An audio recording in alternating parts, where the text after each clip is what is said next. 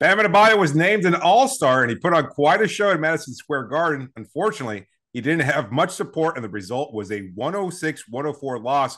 We talk about Bam's big game, Kyle Lowry's continuing struggle, and a bizarre finish. All that and more on today's Locked On Heat. You are Locked On Heat, your daily Miami Heat podcast. Part of the Locked On Podcast Network, your team every day.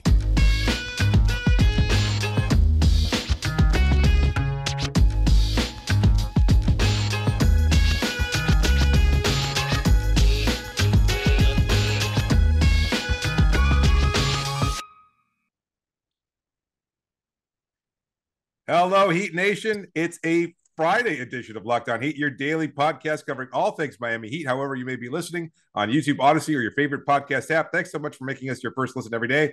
I'm your host, David Ramil. With me, as always, is Wes Goldberg, live from Madison Square Garden. Today's episode is brought to you by LinkedIn.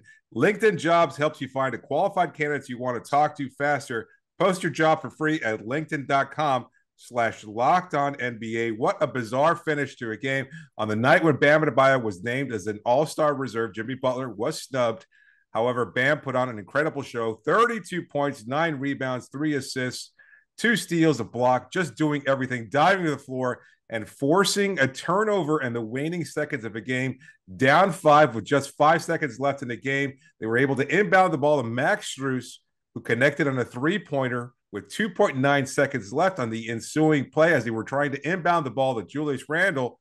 Bam actually deflected the ball, but Randle fell in the play, got a foul call against Bam Adebayo. Erik Spoelstra, saving up his challenges just for this occasion, challenged the call, and it was deemed successful. No foul in the play, Miami ball, and the play result was an inbound to Tyler Herro, who took a fadeaway three-pointer from the corner that just rimmed out. Wes, did you think the shot was falling as you were watching it? Yeah, and so my seats here at Madison Square Garden were right in right next to where that shot was taken in the corner. We were actually situated in that for us it was sort of the right corner, probably about like 15 rows up. And so that when Tyler takes that shot, I'm like, wow, this is going in, and obviously it didn't. But it looked good from my vantage point. It was a good shot. It was a good look. The fact that the Heat were even able to get that kind of shot out of that, I think, was an immense breakdown by the Knicks' part. Also, a credit to the Heat. You mentioned the sort of turnover that Bam forced, Julius Randle falling to the ground. I don't even know if that counts as forced, but the Heat being able to hang in there, Max Strus making that three, like you said, in order to give them that opportunity. But yeah, from where we were situated, I thought all the momentum after all of that was going in the Heat's direction, and that they were going to make that. It kind of reminiscent of the Donovan Mitchell shot that didn't go in. It just for like, oh yeah, this is definitely going in, and then it didn't. And then same instance here, Tyler Herro, it's like, yeah, that's definitely going in, and then it didn't, unfortunately, for the Heat. Another ugly game for Miami, just doing the same thing, playing with fire continuously, getting down 11 in their first quarter. Their offense was bogged down. Julius Randle was torching them. He was named an all-star earlier alongside Bam, and it looked like he had everything going early on. 12 of his 23 points in that first quarter.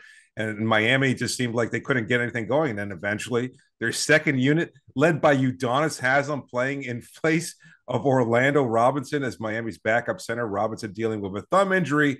No timetable left for his, we're expecting for his return just yet. He said he could put a splint on it and go back out there, but he was held out of tonight's game. He played a pretty solid game overall. And Miami was able to just kind of claw and face their way back. Tyler struggled for most of the game and then hit a couple of shots in the third quarter, started connecting later on in the game, helping them to keep pace, but it was just too much inconsistent offense, too similar from what we've seen. The only consistent member for the Heat was Bam Adebayo. He was fantastic all night. Yeah, I mean, he had that mid-range game going like he has all year long, and he was asked, or Spoelstra was asked about it after the game by John Schumann, who does great work. Read his power rankings every Monday on NBA.com. But sort of Schumann asked Spo, like, hey, when did this become a positive shot for you guys in the offense? Because, you know, mid-range shots, that's not usually the result offenses want across the NBA. It's the least efficient shot in the sport. We all know this. But for Bam and for the Miami Heat, it's an efficient look. It's a look that they specifically try to get to pretty often. And Spo said, like, in the playoffs last year, he kind of realized, like, okay, like in crunch time, this is a real look for us if that's falling for Bam. And then Bam obviously put in the work, and it became more than just a crunch time shot. And now I guess I think since December 1st, he's shot like 50 something percent from that range. And so now that's a really efficient look for him. So he had that going all night. You know, Hartenstein dropping a little bit further back than he probably should have, but we've seen this, like whether it was Brooke Lopez, Hartenstein, whoever, you know, teams are going to give Bam that look, and I think that's why he's sort of perfected it, and he had that going tonight. But other than that, just no offense at all. I know that we're going to get to blame pie, but like the fact that Jimmy Butler just couldn't get going in this game. Yeah. And I know that the Knicks put Grimes on him. He's their best defender and all these things. But still, man, come on. Like, really? Like, Quentin Grimes is the guy that's going to stop you? I was really disappointed with Jimmy Butler's performance in this game. Yeah, and you can say the same thing for Kyle Lowry, too. He did not play yet again in the fourth quarter, a minute and a half. Every shot he took, rimming out. He had one three-pointer when Miami was making their comeback in the third quarter, and then he just wound up sitting out for the rest of the game after that. Continues to struggle. Even Tyler struggled. It was a really inconsistent night offensively. Again, aside from Bam, we should talk about Bam a little bit because he's not going to get any blame to Pike. If there was one player who was trying their best and doing almost everything conceivable to help Miami secure a victory, it was Adebayo. Diving for the ball on the floor, just doing everything, chasing down blocks, even a weird goaltend call that should not have been called a goaltend after, I think it was an RJ Barrett layup. Oh, you didn't think that was a goaltend? No, because they showed on the replay that Gabe Vincent actually touched the ball as on its way up, so it couldn't have been ruled a goaltend. It could not have been ruled a goaltend because it had been previously touched by an opponent, and so the layup should have just been Bam securing the rebound, basically what it was, because it was touched by Vincent. Maybe they're doctoring replays here at Madison Square Garden, because I did not see Gabe Vincent touch that ball on the replays they were showing us here on the Jumbotron right here that I'm pointing to for those watching on YouTube. I thought for sure that was a clear goaltend, but I had not even seen that angle where Gabe Vincent touched it. So maybe they're up to something here in New York. It's possible. Look, I actually Gabe Vincent. I'm just saying they didn't show it to me. I actually thought the call at the end there was a mistake, because I think that that Bam actually wound up kicking at Randall with his left foot inadvertently, and then as Randall sidestepped to the side, that's when he lost balance. So you're talking about the turnover at the end, the inbound play. Yeah, I actually thought that you could have ruled against Bam there. Glad to see that wasn't the case. Either way, I actually would have given. I'm. You and I just disagree. I must have been watching a different basketball game. I didn't see Bam touch. They showed it again on the replay. It kind of looked like on his left foot, as he was kind of jockeying for position there, he may have kicked at Randall's foot, and then as Randall took one more step, that's when he lost his balance. So I thought it could go either way. It doesn't matter. It was called in Miami's evened out favor. At the end, I guess. Yeah. I would not have put the ball in Tyler's hands, though. I actually thought that Strus deserved that shot, considering he had just hit that three-pointer only literal seconds earlier. And he's so good off the catch, when he's moving with the ball in a kind of inbound situation where you don't have a lot of time like that. I thought he could have got an easier, better look than Tyler did. Either way, the play was called in for Tyler, and he wound up missing the shot. I don't have any problem with him going for the win either. I know some people were saying, "Oh, just dump it down to Bam, try to get to overtime." No, you don't want that. No, not with the team playing the way it did. You mentioned Bam, 16 shots, 32 points. I mean, he was awesome all night, but that was it. That was the entire offense. So you don't really want to go into overtime just saying, like, Bam, can you score 10 points for us in overtime? Because you didn't really have anybody to call. I had no problem with Tyler Herro taking the shot. The people that I was talking with during that break, I was like, who do you think gets that shot? And I was like, I think it's going to be Tyler here. And it kind of goes back to a conversation you and I had a couple episodes ago about Kyle Lowry and how he's not really in closing time anymore. And he's really been sort of supplanted, sort of in Sharpie in that closing time lineup by Tyler Herro. And what I've said was, no matter how he's shooting, no matter how he's performing, he's going to be part of that closing lineup, and he's going to get shots because he's such a great shot creator, shot maker. And because of that, he was obviously in. It was an off night for him shooting-wise, but he's in there at the end of the game. And that's just where Tyler is now. In the pecking order of this team, it's going to be hey, we got one shot, 3 seconds left in the game. We need a three to take to go for the win here. You go for the win on the road. It's the same thing in the NFL, the NBA, any sport. You're on the road, go for the win. Don't deal with overtime. And they went to Tyler. And so I wasn't surprised at all that they went to him, despite the fact that it was sort of an off night for him.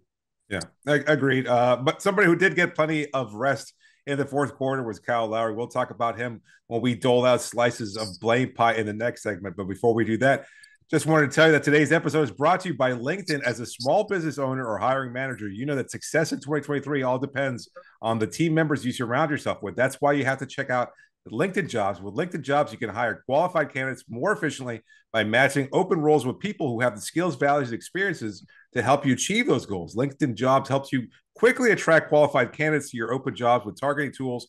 They go beyond resume data by using insights from your job post, their company, and their 875 million member profiles to put your post in front of the most qualified candidates. Identify the most qualified candidates on LinkedIn Jobs and connect with them fast and for free. LinkedIn Jobs makes it easy to screen and rate applicants based on your job qualifications all in one platform. It's why small businesses rate LinkedIn Jobs #1 in delivering quality hires versus leading competitors. LinkedIn Jobs helps you find the qualified candidates you want to talk to faster. Post your job for free at linkedin.com/lockedonnba. Don't forget that promo code. That's linkedin.com/lockedonnba to post your job for free. Terms and conditions do apply. We're back. That smelly smell you're smelling is the smelly smell of some blame pie. I thought that was New York subways, David. I thought that was the New York subways. It's a number of different factors there. Be careful. There's probably rats scurrying in the background at the Mecca. But in any case, no, that smelly smell is actually blame pie. Quite a bit of it to dole out. Yeah, it was not, again, a very good game for Miami. So inconsistent offensively. Bam is absolutely blame free. You mentioned Jimmy Butler, so we might as well start with him. What was your take on Jimmy's overall game tonight? Because obviously he struggled 5 of 13, only six assists, so he was trying to dish the ball out, 3 rebounds, but shots that he normally makes. He seemed like early on to me, it seemed like he was forcing it, and the shot just wasn't falling for him. Yeah, he was forcing it early on, and then because it wasn't falling, it felt like he stopped forcing it, and then he just got away from it. And he had one nice baseline cut. I think it was the fourth quarter, I want to say. And that was really it offensively for Jimmy. Outside of that, I thought he was totally passive. If we really want to give out blame pie, I'm honestly tempted to give him 10 slices. We're giving out 10 slices of blame. No, because look, it's almost like expectations at this point, right? I know that the fans are going to want to give out slices of blame pie to Kyle Lowry, but what are you really expecting from Kyle at this point? He had that big 3 in the fourth quarter. There was something like even that is more than what Jimmy gave you down the stretch in crunch time. And Tyler Herro was an off shooting night for him, but at least he gave you a chance at the end. That 3, that was a good look, and he gave you a shot there. Jimmy Butler did nothing tonight, and he was totally just taken out of the game by Quentin Grimes. And I know that Grimes is like the Knicks' stopper, lockdown cornerback stopper guy, and that they weren't going to include him in a Donovan Mitchell trade and all that. And he's good, right? And he's probably going to make an all NBA team, probably because, Knicks PR and the media. Yeah, an all defensive team and all this stuff. I get it. But you're Jimmy Butler, man. You're supposed to be one of the top 15 players in the NBA, and you can't get more than what you got tonight. And you're basically, it's not even that the shots weren't going in. It's just that he wasn't even taking them. That's the thing that bothered me. So honestly, I'm watching that game. I'm here at Madison Square Garden, and it's a moment for Jimmy Butler, and he just lets it go. And I'm just at the point now. I'm like, give them all 10 slices. I really don't know where else to put blame. Well, I mean, there's a couple other players that really did step up. And look, Miami, unfortunately, wasting a night with Bam was so dominant and not getting enough from the role players. So I agree with you that Jimmy deserves a lot of the blame, but I still think Kyle's performance was pretty bad and deserves that. So I'd say 5 for Jimmy. On a night when he was not named an all-star, I thought he was going to come out pissed, engaged. Exactly. Looking to dominate, and this was very weird for him. Like, I don't know if he feels like the sands of time slipping through his fingers or something like that, but either way, this is not the version of Jimmy that we expect from him. Even during the regular season, I thought he was going to come out again. It's New York. too many battles when you were with the Bulls. You've been in the Eastern Conference. You know what that's like. You've got to go and prove yourself here above all else. And for him to be so passive and to just be like, oh, I'm not really going to be part of the offense. I know you want to get Bam going. Maybe the assist numbers were part of that, but either way, you've got to do more individually and offensively in particular. And not just MSG, New York, all this. This is an important game in the standings. Yeah. This is the Knicks are right there. They're on your tail. They're the 7th seed. You're the 6th seed. They're 2 games back going into tonight. There is so much at stake. I asked Bam about it this morning after shoot around, and he was like, yeah. He wasn't necessarily. I asked him, like, are you standings watching at this point? Like, are you looking at? And he's like, not so much that, but it's aware. Really like these. They're aware, but he's like these individual matchups specifically. He's like, look, we've got the advantage against Boston. That's really important for us in the standings. This is our first time playing the Knicks all season. We're right there in the standings with the Knicks. Like, this game is really important from a standings perspective. In the case of a tiebreaker at the end of the year, this stuff really matters. So he basically said, like, it's still a little too far out to do specific standings watching, but we do understand that push come to shove at the end of the year, these games, these head-to-head matchups are so important. Bam's not the only one thinking that. That's not lost on the locker room. Jimmy Butler knows this as much as anybody does in this locker room. And for him to come out and play that way, so passive, again, I would have rather him miss 15 shots than what he did tonight, right? Like, 5 of 13. That's too passive, way too passive. So I mean, way too passive.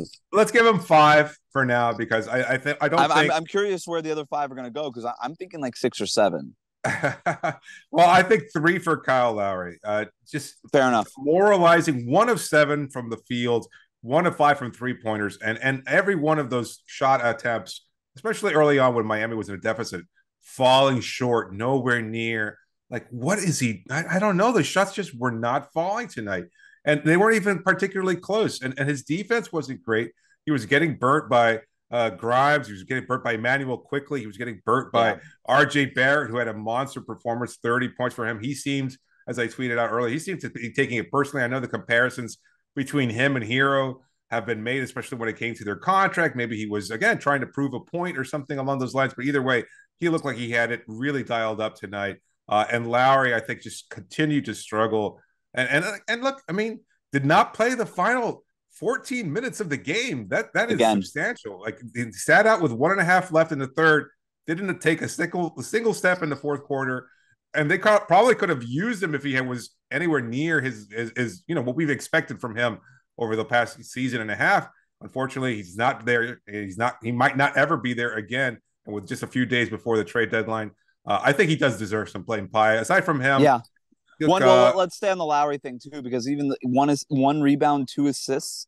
Yeah, no, like there's not doing anything. Just a score. He's not contributing in any meaningful way, and it was a rough January for him. And if February is going to look like January, man, for Kyle Lowry, like, this is, you need more. You and I think we do a good job of going beyond the box score and looking at a player's contributions on the court beyond just the stats, right? It's easy. Anybody can just look at the stats and say this and that and whatever.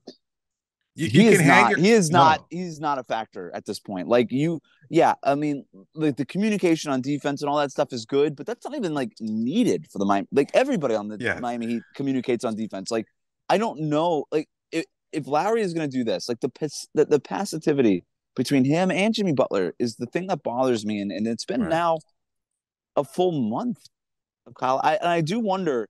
There was a moment earlier in the season where Kyle Lowry was like 3rd or 4th in the NBA in minutes played. Yep. Bam was out, Jimmy was out, Tyler was missing games, and he was basically the leader of the Miami Heat. He was playing really well, and I wonder if that was just so soon for him that he has never fully recovered from that grind, from the toll that took on his body. And I'm just wondering, like, are we past, because we're in the middle of a season and you don't really get a chance to rest, are we just past the point of having that opportunity to sort of get that back? Is this the kind of Kyle Lowry, in other words, that we're going to be looking at all season because he was so sort of just grinded down through the first half of the season? It's possible. I don't know. I mean, at this point, it's not like he's ever been particularly explosive in a Heat uniform. So it's hard to tell how much he may have lost in terms of his overall athletic ability or just his speed and quickness, whatever of it he has left. So it's not an easy thing to gauge, I think. But hopefully, look, if there's a player who needs the All-Star break, I don't know that there's anyone who needs it more than Kyle. He needs to reassess, and that's assuming he's still in a Heat uniform once the All-Star break does come around. But a couple other players that I think struggled mightily tonight. Caleb Barton, you hate to say it because he was so impactful against the Cavs just a couple nights ago, but tonight, not his night. 2 of 7 from the floor, just 1 of 5 from three-point range, along with Kyle, a minus player in the box score, minus 15. Kyle was minus 17. And I think Gabe Vincent struggled a little bit, 2 of 8, 1 of 6, if I'm reading this correctly, from three-point range. So his three-point shooting struggles are there as well. He had one big shot, again, late in the game as Miami was trying to make their comeback. And aside from that, every time the ball was in his hands and he tried to shoot that three, just nowhere close. So shout out to Haywood Highsmith and Max Strus, who both shot well. 1 of 1 for Highsmith, 5 of 8. Wow, for Max Strus. So he, again, if maybe good night for him. Yeah, very good game for him. Yeah. Again, maybe the only nitpicking there with Eric Spoelstra was that he probably should have put it in Max's hands at the end, but I can't disagree with the call to give it to Tyler either. But anyway, maybe in the next segment, we'll talk a little bit about Jimmy being snubbed in the All-Star selection and the overall All-Star selections for the Eastern Conference, because I think there were some other names that may have been snubbed as well. We didn't get any questions in today's I didn't put out a call for any questions from today's show via Twitter. I'm sure that people planning to are get a little into the All-Star thing there, though. Yeah, it's a good call on you. All right, so we'll jump ahead and talk about that in the next segment. Before we do that, just want to tell you that today's episode is also brought to you by FanDuel. This year, the only app you need at your Super Bowl party is FanDuel, America's #1 sportsbook. And we're really excited about our new sports betting partner for Locked On because they're the #1 sportsbook in America. That's right, FanDuel. And if you're new to FanDuel, that's even better because they have so many great features that make betting on sports fun and easy. Download FanDuel now so you can bet on Super Bowl 57 with a no-sweat first bet. You'll get up to $3,000 back in bonus bets if your first bet doesn't win. FanDuel lets you bet on everything from the money line to point spreads to who will score a touchdown. The FanDuel Sportsbook app is safe, secure, super easy to use, and best of all, you get paid your winnings instantly. So join FanDuel today at FanDuel.com/lockedon to claim your no-sweat first bet on Super Bowl 57. That's FanDuel.com/lockedon. Make every moment more with FanDuel, the official sportsbook partner of the NFL. Thanks again for always following us. You can reach us via email at lockedonheat@gmail.com, via Twitter, use the hashtag AskHelloHeat, and you can find this podcast wherever you get podcasts, on Apple, Spotify, and pretty much anywhere else. And you can also, of course, find us on YouTube. So let's talk a little bit about the All-Star selections. Bam making his second All-Star appearance. Jimmy Butler getting snubbed. Do you feel Jimmy was snubbed as an All-Star considering who else was selected? Yeah, come on. I get it. I understand the coaches, they look at the Miami Heat in the standings. They're like, yeah, you're 6th. That's good enough for one All-Star. Bam didn't get voted in as a starter, obviously. I don't think anybody expected him to. And so I think they look at the Heat in the standings and they say, hey, you're 6th place, you get one All-Star. Who are we going to give it to? And you had to give it to one player. You give it to Bam. There's no argument there. Based on his availability here. Yeah, I'm a little surprised, though. That they give it to Bam over Jimmy. Yeah. If you had to pick one? Yeah, I argued again. Look, there was a tweet from a friend of the show, Mo Dakiel, who said, look, sometimes the coaches, they don't care about All-Star selections. They sit there, they got a couple of minutes, they're in the locker room, they're like, whatever. Just give it to this guy. and Jimmy, a well-known player, established player, everything. Yeah. Postseason contributions, I think, are a huge factor. And I think they take that all into consideration. And they probably league-wide see Jimmy as the better player over Bam. But I'm a little surprised that they gave Bam that recognition, considering all the things he does, and the fact that he doesn't put up any kind of monster, gaudy performances or stat lines. Tonight, notwithstanding, tonight was one of those performances that really cemented why he's been an All-Star selection this year. Yeah, I do think that there is, if you listen to coaches talk and you sort of read between the lines or just kind of listen to the tone, availability is a hot button issue right now. And not just, I know it's a big deal with the media right now, like should players rest and all these things and whatever, should we go to 72 games, all this stuff. That matters to coaches too. Like you listen to the coaches across the league talk, and I think availability really matters. And the fact that Bam has been mostly available all year long matters to them. And I do think that there's a world where they would have given it to Jimmy Butler. And to me, the guy that got in over Jimmy was Julius Randle, the other player that they played tonight. You look at the Knicks in the standings, and you're like, yeah, they're a playoff team, kind of right there, the 7th seed. Maybe they get out of the play-in. Like, they kind of deserve somebody. Is it going to be him or Jalen Brunson? They give it to Julius Randle. So to me, I feel like they just split the vote. Let's give one Miami Heat player the nod. Let's give one Knicks player the nod, and we move on. And that to me was the reason. I really do. I think that's the reasoning behind it for most coaches. And I think that's probably where they ended up on this. Yep. But to me, did the same thing with Cleveland. Yeah, I mean, this is no Darius Garland. They only had Donovan Mitchell elected, obviously. Garland's numbers have been a little low, though. I actually think Julius Randle probably has a better case than Garland this year. I'm a little surprised at the Drew Holiday selection. If there's going to be a name that was not egregious, Holiday's fantastic. We love him on the show. Great defender. Heat fans again, though. Close. Yeah. The availability thing. When Giannis has missed time, Brook Lopez has missed time, Chris Middleton has missed a lot of time. Drew Holiday has been there for the Milwaukee Bucks. Availability is a big thing right now, and like I said, it's something that these coaches respect. If you're an NBA head coach, what do you want more than anything? You just want your players to play every night, right? Yeah. And so Drew Holiday plays every night. He plays every freaking game for Milwaukee. Yeah. Bam plays almost every game for the Heat, and that's, I think. And the other thing too, and I hate to make this like a Jimmy Butler got snubbed conversation more than, hey, Bam made the All-Star game. He is so deserving of it. The fact that the player votes were so high in Bam's favor, the media votes were very high. The only thing that kept Bam out of the All-Star game was the fan votes, right? And that's why you and I had the Bam the vote campaign that obviously did not work, but the fans need to get behind. And look, this is normal. You and I have talked about this. People have said it before. Fans are usually like a year behind what really is going on in the NBA. Next year, I'm fairly certain that Bam's going to get a lot more fan votes than he had this year for the All-Star game, as long as he's healthy. And so, but now that the coaches, the players, the media, like people who like actually follow the NBA are very aware of how good Bam Adebayo is. That's my big takeaway from this. Well, look, it's kind of interesting because another friend of the show, Michael Pina, tweeted out yesterday, actually, following the Cleveland Cavaliers game, that Evan Mobley, and I'm not reading this exactly, but Evan Mobley greatly outplayed Bam Adebayo in that Cavs game. And Heat fans, understandably, went right at Michael completely. They were like, what game were you watching? Are you crazy?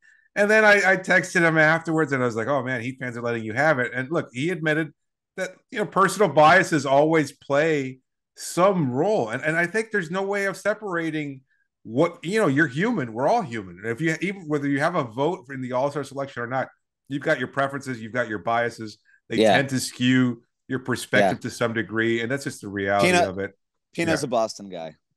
He is, but still, I mean, just he's. I don't think there's been anybody in the national media that's been a supportive of Bam aside from him. Ben Golliver to an extent too. Ben actually has a big there's a lot of people. I would say there's a lot of people. Our friend Rohan Nadkarni at Sports Illustrated is always out here campaigning for Bam. Zach Lowe wrote basically the definitive Bam Adebayo profile at ESPN.com. And that's what I'm saying.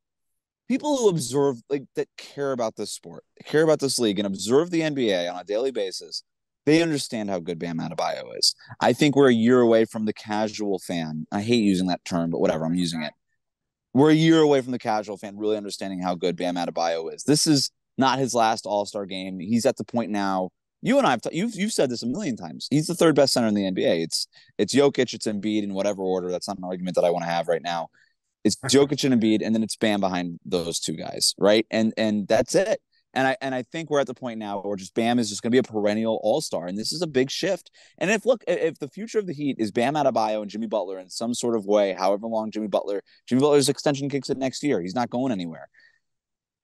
It's just another reflection of the fact that Bam Adebayo is really the core. He's the building block that everything is built around for the Miami Heat. And it all is not to say that the all-star nod to him and not Jimmy Butler means that, but I think it reflects that, if that makes any sense. Oh, absolutely. I think he kind of showed, and I tweeted this during the game, like he is Miami's best player. And tonight's showing certainly confirmed that. Like he's going to have his off nights. Jimmy has his off nights, but I still think that at least during the regular season, the offense has certainly become much more Bam-centric. And I'm curious to see if and when that does shift during the postseason. But that's a conversation for a different time. We'll wrap it up today. That wraps us up for the week as well. Miami will take on the Milwaukee Bucks on Saturday, a game that suddenly has much more significance. We'll see if we can get a recap up for that game as well. But thank you so much for making Locked On Heat your first listen today. Now make your second listen game to game. Every moment, every top performance, every result. Locked On Game to Game covers every game from across the NBA with local analysis that only Locked On can deliver. Follow Game to Game on Locked On, available on Odyssey, YouTube, or wherever you get podcasts. Wes, thanks so much for joining me tonight. Shout out to Christy, who's my bartender at the bar the other night. Enjoy the rest of the Big Apple.